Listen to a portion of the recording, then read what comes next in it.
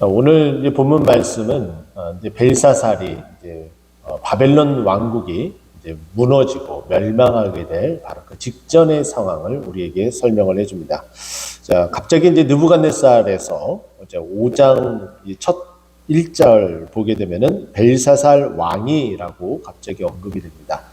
자, 이제 느부갓네살과 벨사살 왕의 이제 관계를 우리는 한번 생각해 봐야 되는데요.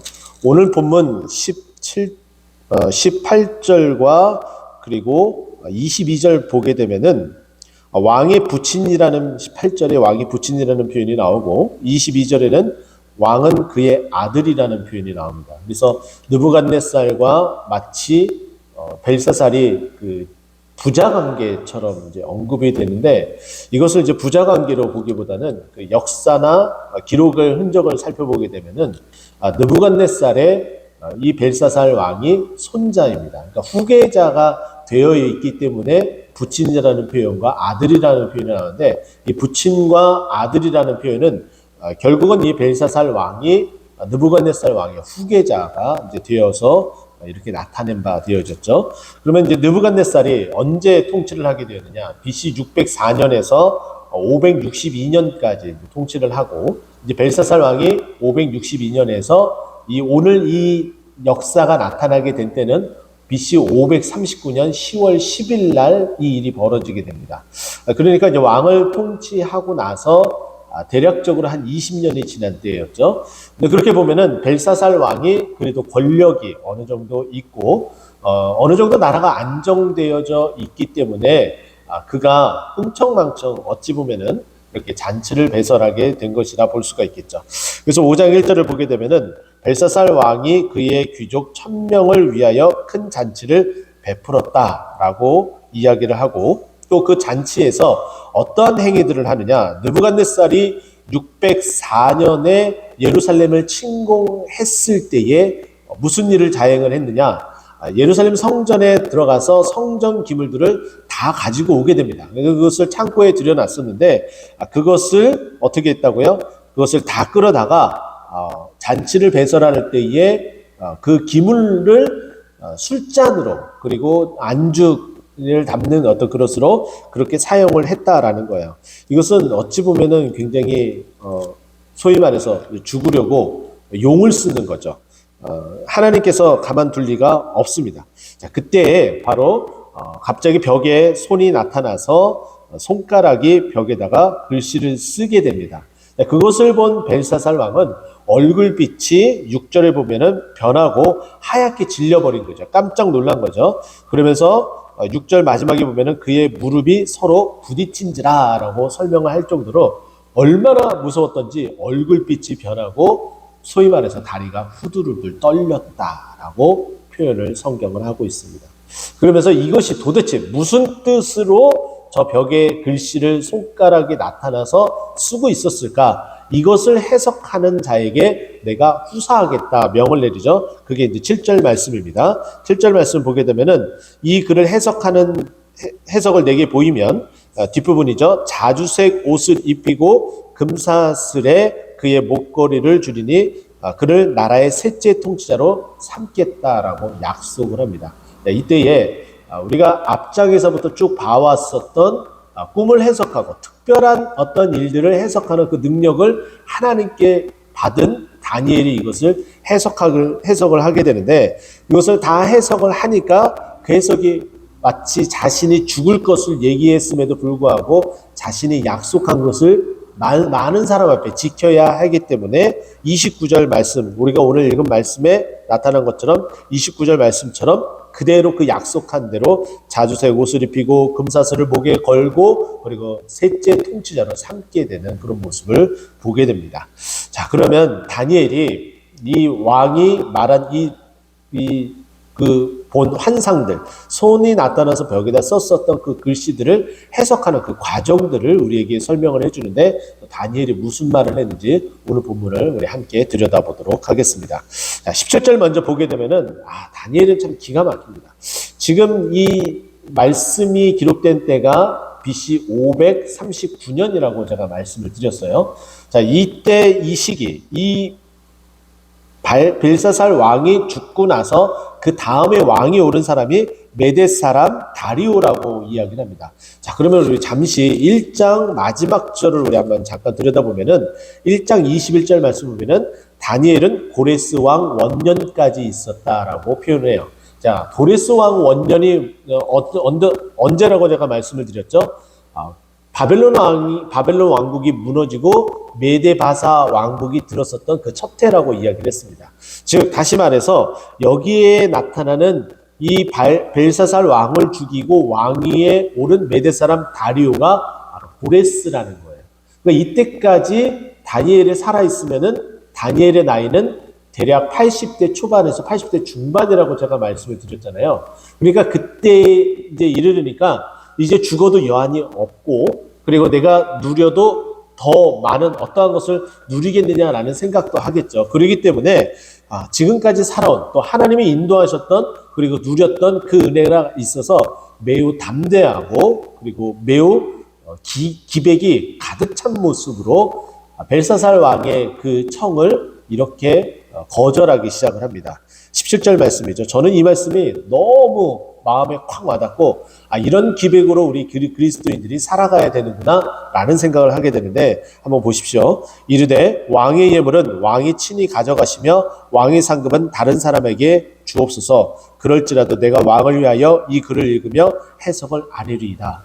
얼마나 멋있습니까? 지금 당신이 나에게 이것을 해석하는 자, 그러면 내가 이것을 해석하게 되면은 나에게 자주색 옷을 입히고 금사슬을 나에게 주고 또 셋째 통치자에 앉히겠다라고 말씀하셨는데, 그거 나에게 필요 없습니다. 그거 다 다른 사람에게 주세요. 나는 이거 별 관심 없습니다. 그렇게 말해놓고서 뭐라고 얘기를 해요? 그래도 내가 당신에게 이것을 해석해 주겠습니다 라고 말하는 거예요. 얼마나 멋있습니까?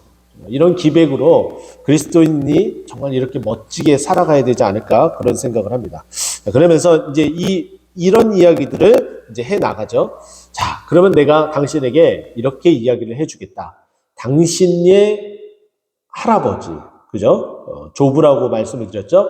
당신의 조부도 내가 꿈을 해석해 줘서 당신의 조부가 어떻게 지내왔는지 당신은 왕으로서 그 역사를 다 배우지 않았느냐.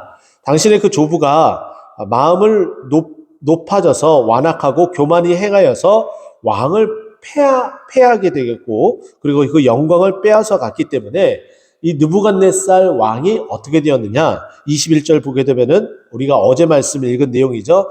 그 마음이 들짐승 마음과 같았고 또 들나귀와 함께 살며 소처럼 풀을 먹고 그 몸이 하늘의 이슬에 젖었고 그렇게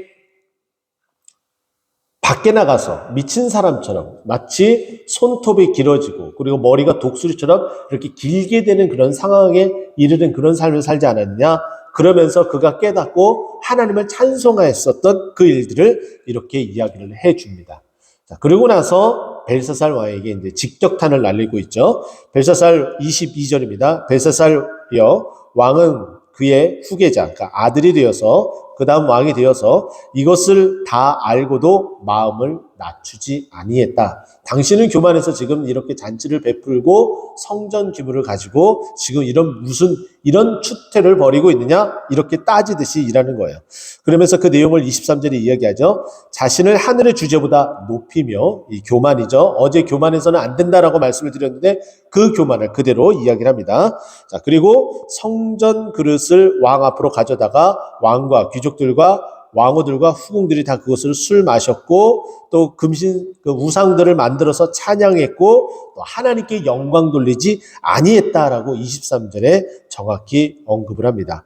그렇기 때문에 당신을 하나님께서 이제 심판하기로 작정하셔서 그 손가락을 보인 것이다. 그 손가락이 기록한 그 내용은 무엇이냐? 25절 말씀이죠. 메네 데겔 우바르신. 자, 메네는 무슨 뜻이냐?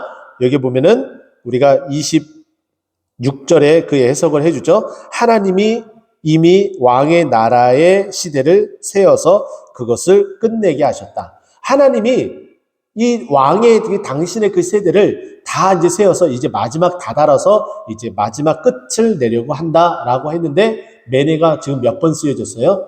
2번 쓰여졌다라는 거예요. 오늘 본문에는 우리에게 설명을 해주지 않지만은 이것을 두 번 이야기를 했다라는 것은 확실하게 그렇게 반드시 끊어주겠다. 이 나라를 끝을 내주겠다라는 뜻을 말하고 있어요. 그리고 대개는 무엇입니까? 27절을 보면은 왕을 저울에 달아보니 부족함이 보였다. 더 이상 너는 부족해서 이제 너의 시대를 끝낼 것이다 라고 말하는 그 내용을 이제 같이 언급을 합니다. 그리고 28절에 보면은 베레스, 우바르신 이제 같은 말을 하고 있어요. 왕의 나라가 나뉘어서 메대와 바사 사람에게 준바되었다. 이제 메데파사로 두 나라로 이제 나눠지게 되죠. 우리가 신상의 그 환상을 바라봤을 때 그것을 해석했었던 그 내용이 이제 드디어 이제 언급을 해주고 있는 겁니다. 그래서 이런 해석을 다 하고 나니까는 더 이상 이제 벨사살 왕이 어떠한 언급도 하지 않고 약속한 대로 자주색 옷을 입히고 금사슬을 목에다 걸어주고 그리고 조서를 내려서 나라의 셋째 통치자로 삼게 됩니다. 그리고 그 밤에 바로 이와 같은 일들이 있었던 이 하룻밤에 이 모든 일이 벌어지는데 BC 539년 10월 10일에 드디어 벨사살 왕이 메데파사, 그러니까 메데의 다리오 고레스 왕에게 의해서 결국은 죽임을 당하고 바벨론의 시대가 이제 끝을 맞이하게 됩니다. 자, 그러면 오늘 이 말씀을 통해서 우리는 무엇을 좀 생각을 해봐야 될까요? 당연히 교만하지 말아야 될 것에 대해서 우리는 한번 생각을 해봐야 될 것이고, 그리고 또 한 가지는 우리는 끊임없이 우상 숭배하지 아니하고 하나님만을 섬기며 하나님께 모든 영광을 돌며 살아가야 됩니다. 사람의 제일 되는 목적이 무엇이라고요? 당연히 하나님께 영광 돌리는 일입니다. 그리고 그와 더불어 즐거워하며 살아가는 것이죠. 그런데 그렇게 하지 않을 때 교만해지고 그리고 모든 것이 자신이 한 것이라고 여겨지면서 그렇게 우쭐대며 살아가게 되면은 이와 같이 벨사살 왕처럼 죽임을 당하게 됩니다. 이와 같은 일이 또 한 가지 있었죠. 하나님께 영광을 돌리지 아니한 한 사람은 벌레가 먹어서 죽게 되는 상황이 벌어집니다. 이 이야기는 사도행전 12장에 보게 되면은 헤롯이 충이 먹어 죽었다라고 표현하는데 그 이유를 무엇이라고 설명하냐면 그가 하나님께 영광 돌리지 아니하고 모든 영광을 자기 자신에게 돌렸기 때문임을 말해주고 있죠. 이처럼 우리는 끊임없이 내가 어떠한 상황에 거하든지 모든 것은 하나님께서 나에게 허락하셔서 나에게 이 은혜와 이 축복을 허락해 주셨음을 고백하며 영광 돌리는 삶을 살아가야 됨에도 불구하고 그렇지 하지 않게 되면은 하나님이 치신다라는 거예요. 또 오늘 이 17절 시작하면서 보여줬었던 이 다니엘의 이 기백, 나에게는 하나님께서 주신 그 은혜만으로 충분합니다 라고 살아갈 수 있는 그런 기백이 우리 삶에 펼쳐져서 오늘 하루를 살아가고 또 우리 인생을 살아가며 이 멋진 기백처럼 또 하나님께 영광 돌리는 그 모습을 나타나고 하나님께 영광 돌리며 살아가는 우리 모두가 되기를 간절히 축원드립니다. 기도하겠습니다.